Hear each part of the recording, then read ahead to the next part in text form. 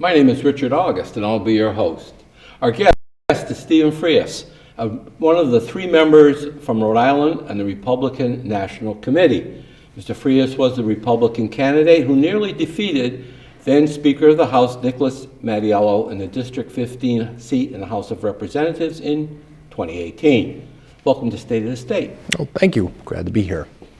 Now, much attention these days is being given to affordable housing in Rhode Island. It seems that when housing prices go up, the problem is, quote, our kids can't afford to live here anymore. And when prices go down, then the problem is, well, people's home equity is being eroded. There doesn't seem to be a Goldilocks solution to this. And when I moved here in 1974, the Navy was moving out of Quonset and Newport, and there are plenty of houses on the market. Then Boston discovered how cheap residential, multifamily, and apartment buildings were in the Providence area, and investors scooped up these apartment and multifamilies, jacked up the rents in order to cover the mortgages and provide a return on investment. Most recently, it seems that the folks from Connecticut and New York have discovered South County, and they are driving prices up for small summer cottages, which they then demolish and build McMansions by the sea.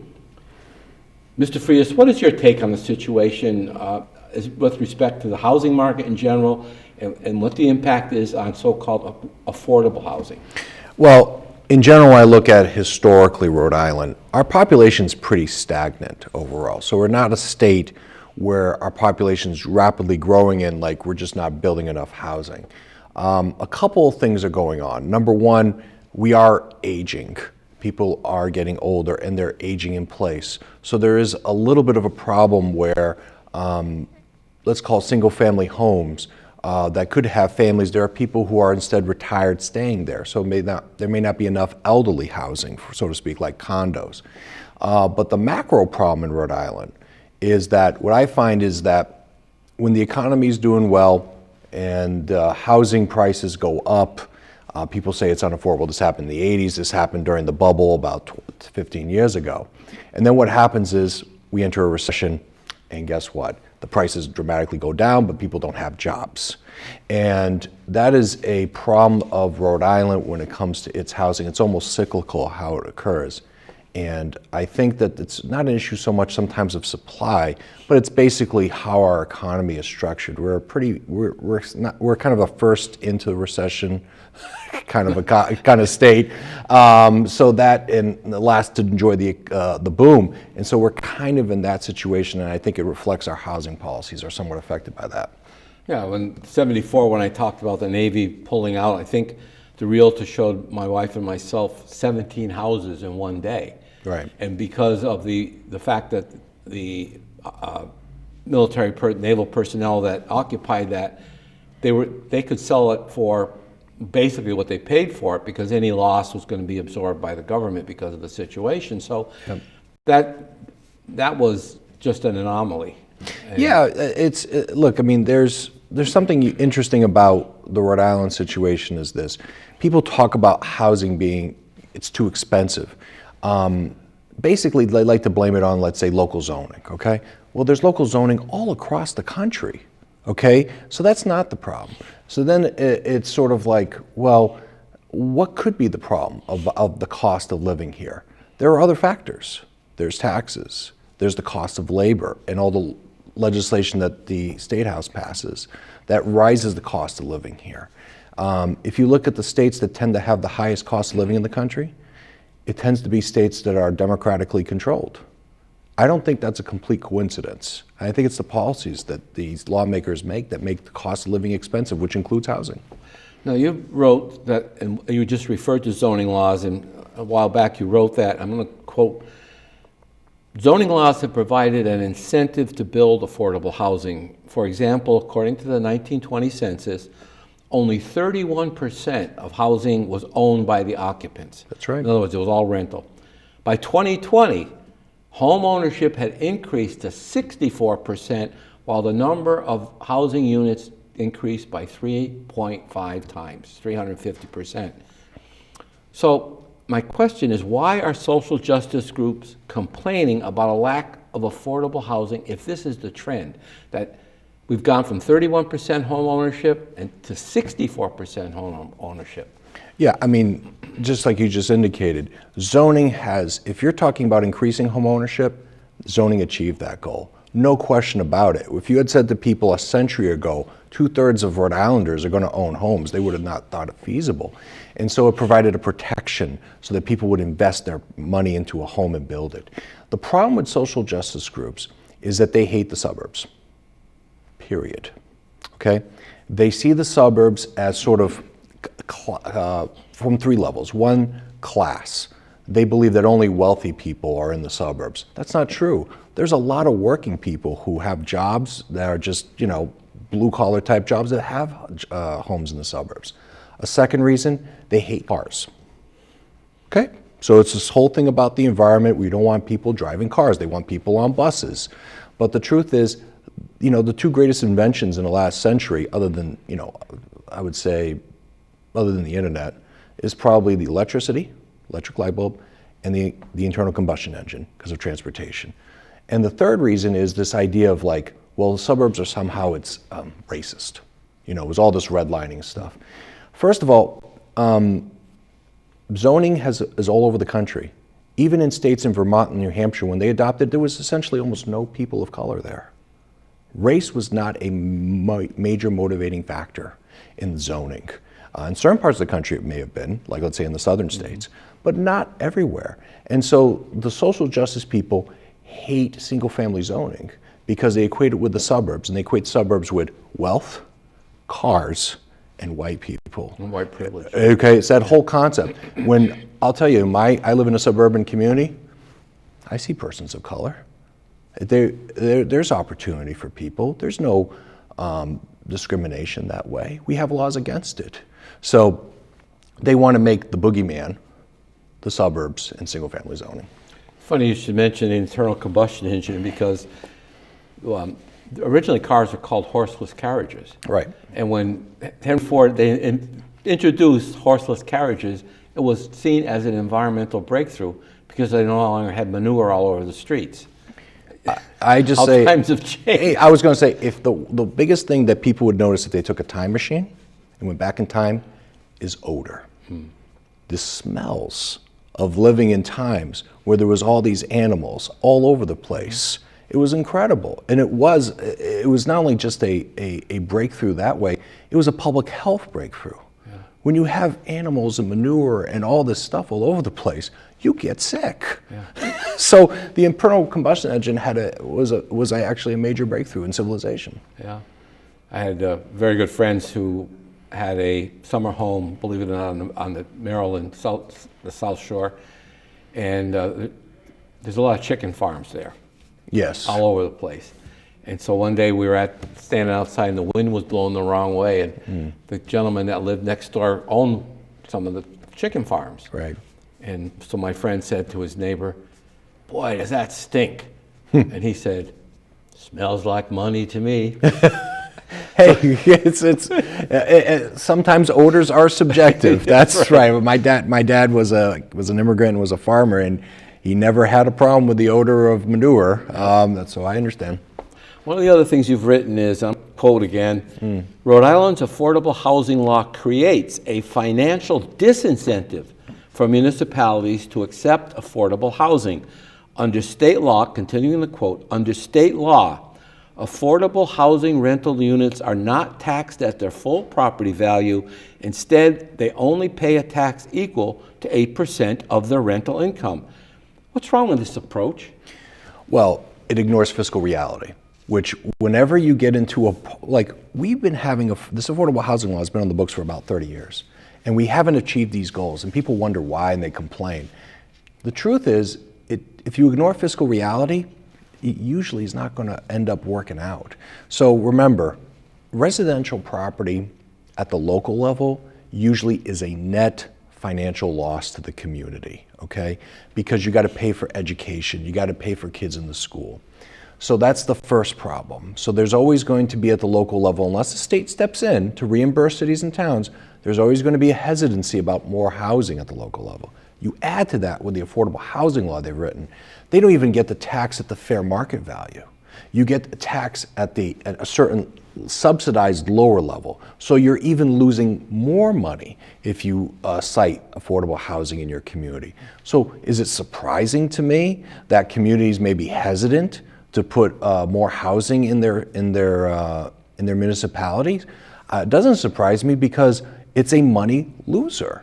You're going to increase property taxes. So that's why our state law right now is so flawed, because in part it ignores fiscal economic reality of our cities and towns. You state, I'm going to quote again, this is a rather long quote, so bear with me, audience. The overall goal in Rhode Island's affordable housing law of having 10% of housing in each municipality be affordable housing is simply not feasible. It is a one-size-fits-all approach, but many municipalities have limited public water service, sewer service, and access to public transportation. Close quote. Again, let's take the town that I live in as an example. We have a lot of subsidized housing, primarily in the area of town north of Wickford. There are several mobile home developments left over, I guess, from the Navy area. Right. But my understanding is that these mobile homes, notwithstanding that they are affixed to the ground and hooked up to a sewer system, water, and electricity, they cannot be used in calculating the 10% goal for affordable housing. Can you explain this? Why aren't these things allowed to be affordable housing? Well, I wish I could explain it in the sense that I was the author of the bill to explain it to you, because it makes no sense to me. Basically, our law on affordable housing is geared towards a certain narrow vision of what an affordable house is, instead of whether or not it serves as an affordable form of housing. Look, if you have your trailer park mobile home, and these people here are, certain level of income, and there's housing that's suitable for them, of course it should count. But the state law does not want that, or at least hasn't at that time. It may have made some changes to make it easier. But they don't usually, the state law is again geared towards a certain narrow, one-size-fits-all approach. It has to be this kind of housing, and it has to be this way, because it helps certain developers and certain business models of those developers, versus what I think we, as a general public, would care about: what's the results? And the results should be adequate housing at an affordable cost for most people. And it could be a double-wide house on a fixed foundation, as well as a prefab house made out of wood, correct? It could. It could be an in-law apartment sometimes. It could be something there or there. Yeah. But they have a certain mindset as to this is the business model that they are creating, that they want to fulfill that demand for that business model. And again, when you ignore economic reality, you don't get good results. Do you think that these social justice groups want like statewide planning so they're able to supersede local control over zoning? Ultimately, yes. That's the goal. I believe it is, because local control, people at the local level, think of democracy. You have a lot more say and influence over your local town official and local people than you have at the federal level. They're more accountable to you. You run into them, there's fewer people they have to listen to. So if you take away local control and move it up to the state level, and you take it away from zoning and land use and make it decided by people at the state level, well, they're going to be less accountable. They don't have to listen to you in your local neighborhood. They can ignore you. They can impose their desires on you and have a one-size-fits-all approach. So whenever I hear them taking away local control and imposing it at the state level, that to me that's the ultimate agenda, because they want to steamroll any local opposition and feelings of people at the local level. It's been announced, you may be aware of this, that a bill has been introduced into this session of the General Assembly by Jennifer Boylan. It's House Bill 5851, called the Solar Neighborhoods Act, that would require all new single and multifamily residential properties and commercial buildings up to 10 stories to have a solar energy system capable of providing 80% of the building electricity. And moreover, any outdoor parking lot larger than 16,000 square feet to have raised solar panels covering at least 50% of the area and EV charging stations for at least 5% of these spaces. And this bill is actually scheduled for a hearing at the House Corporations Committee on March 30th, which is after the date of this taping. Yeah. Representative Boylan, who is a Green New Deal advocate, of course, says the initial cost of these solar energy stations and provisions will be recovered over the long run. Now, doesn't it seem that this is at odds with the desire to provide more affordable housing? If you start adding these structures and make it part of the building code, how is that? I'll give you the example in Massachusetts, and I just want to, be a little bit careful here because I do represent certain utility companies in Massachusetts. But what I wanted to say in Massachusetts, some people want to ban, for example, any gas connections, any new gas in new homes or new buildings. But there's a requirement in Massachusetts that if they do so, they have to meet their affordable housing requirements. Why? Because if the fossil fuel energy is more affordable than the renewable energy electric approach. So when you talk about the idea of we're going to have everybody go to electric, well, electric heat is more expensive than natural gas heat, period. Maybe someday it will change. Who knows? Maybe there'll be a technological innovation. But right now, as we sit here, that's the truth.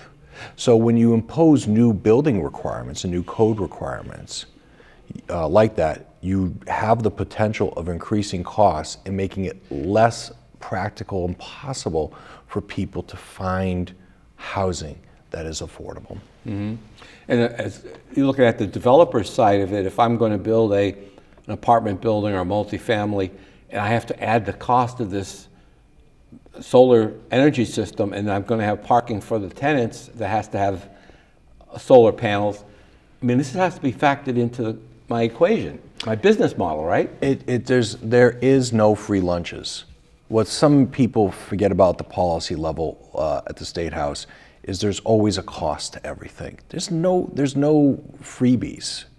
Someone has to pay for it. So if you say to a developer, you need to do this, and increases their costs, it has to be passed on. It becomes less affordable for them to do the project. They're going to have to pass it on to the tenants. They're going to pass it on to somebody else. So it's a very, always what I find with politicians is they have about a couple of qualities I've noticed historically and even today. They're short-sighted and they're self-interested. And that's an example of short-sighted. Let me ask you to put on your hat as a Republican National Committeeman. Right after the election last November, the Providence Journal printed a letter to the editor from me that said the Republican Party in Rhode Island is dead. And I noted there has not been a Republican general officer in Rhode Island since Donald Carcieri was governor from 2003 to 2011. And I opine that there are four reasons actually why this is the case. 1 out of every 3 Rhode Islanders is receiving some form of state assistance. And that was a statement by Governor Raimondo that 300,000 Rhode Islanders are receiving Medicaid, which probably means they have qualified for other low-income benefits. That was repeated recently on the news. I heard it stated, so it hasn't gone down. Second, you add the number of public employees and their families who are being paid essentially by the taxpayers. The third is we now have a voting bloc that believes the role of government is to confiscate the wealth from the productive sector, filter it through a bureaucracy, and then distribute it to favored constituencies. And the fourth is the Democrats have changed us from an election day to a voting season as a result of the pandemic. You say what to that? I say that's a lot of challenges for Republicans in Rhode Island. That's what I can say. Without question, to me, the Republican Party is a party of fiscal stability. That's what our goal is. And so when you have a large percentage of the population that may not pay taxes, like income taxes or property taxes, the fiscal issue is not so important to them. On the issue of, let's say, voting season voting, let's call election season versus election day, I mean, there are states that have had Republican states that have had, like Utah, for example, they do allow voting by mail, and they do have it for long periods of time. Florida was also a lot of early voting. So that alone, to me, is not an example that we can't work better at getting people to vote early. But the problem that you're talking about of trying to change people's mentality, that the government is not just there to redistribute wealth, that is a philosophy that Republicans combat all over the country. And it's a multi-generational battle. So it is a fundamental challenge, especially in a democratic state like ours, where we are the minority, to combat these things. But we try our best.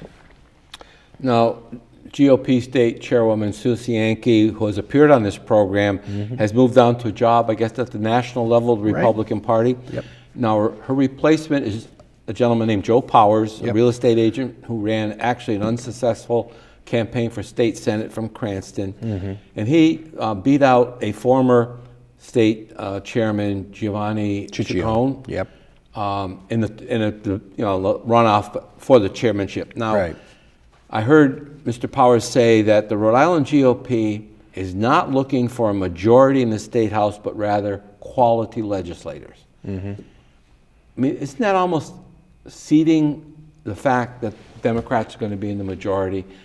You can have the highest quality legislators, but if they're in the minority, the majority just...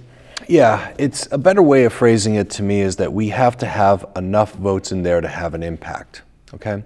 And if you have 1/3 in a chamber, you can prevent the budget from being adopted in its totality under our Constitution. So we have to be reaching to get to at least 1/3 in a chamber.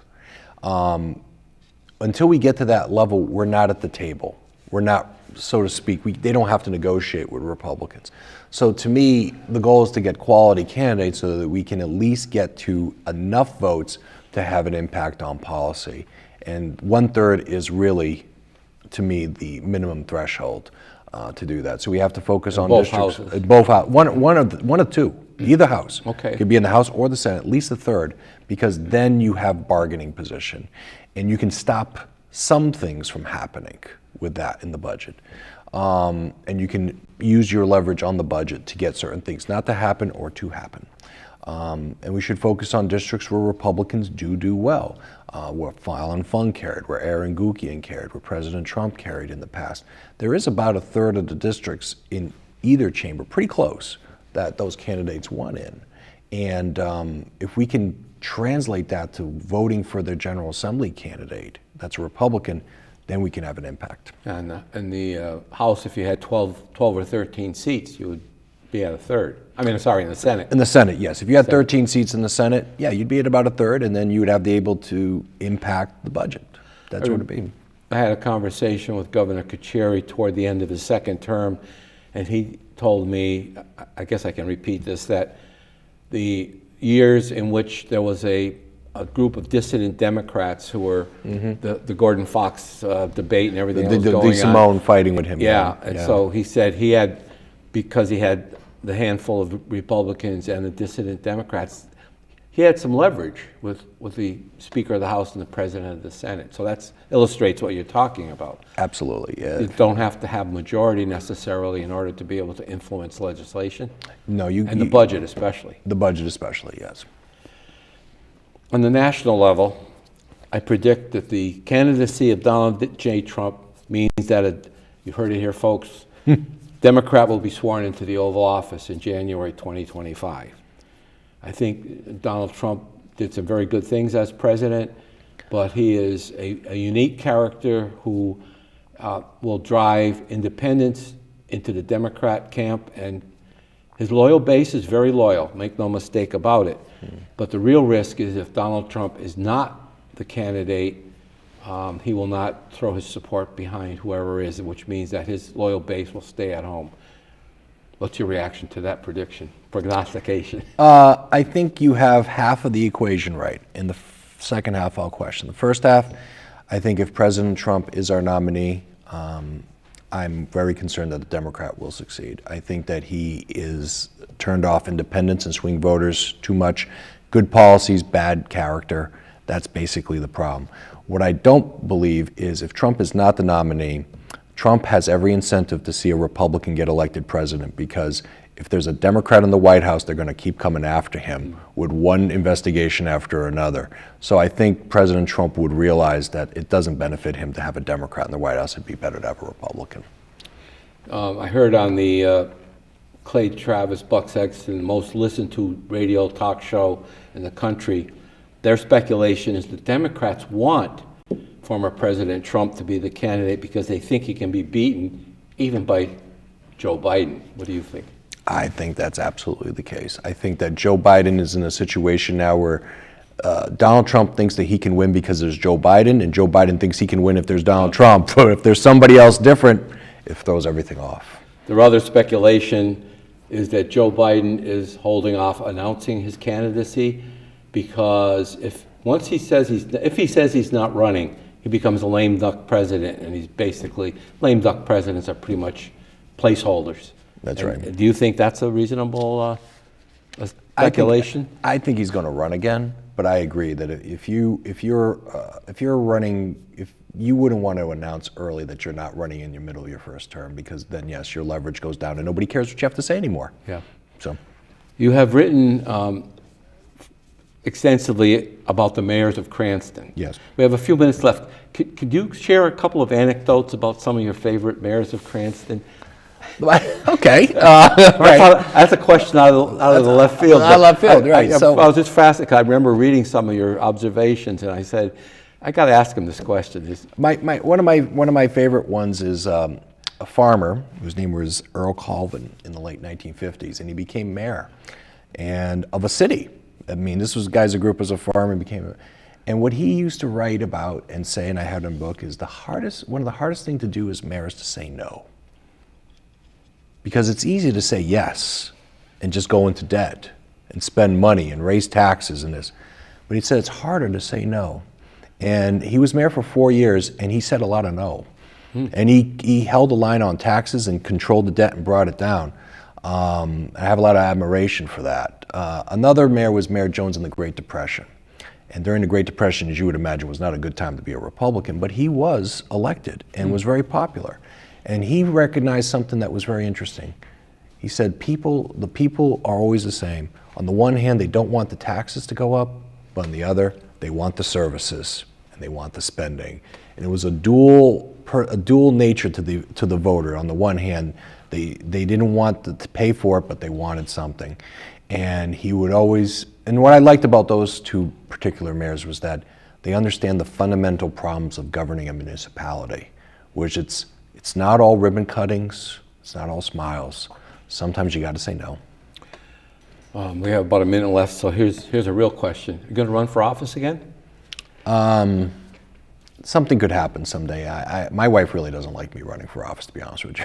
And so, would you consider running for a state or? I could run for office. I just don't know. I mean, I'd like to have an impact when I run for office, and that's because it's very time consuming. So yeah, could I run for office again someday? But it'd have to be the right situation. I'd have to get my wife on board, and she really doesn't like me running for office. She doesn't really like politics, although I'm here talking with you. I know. Well, I mean, let's face it, a run means you basically have to put your career on hold if you want to run successfully. And I got 3 kids between the ages of 12 and 16, so that's interesting. They kind of need You're getting me. into the late high school, early college ages, so you got your hands full, Yeah. Well, I really appreciate the fact that you came on, and we covered a lot of bases. I hope our audience enjoyed this discussion, and that you will take opportunity to watch future editions of State of the State.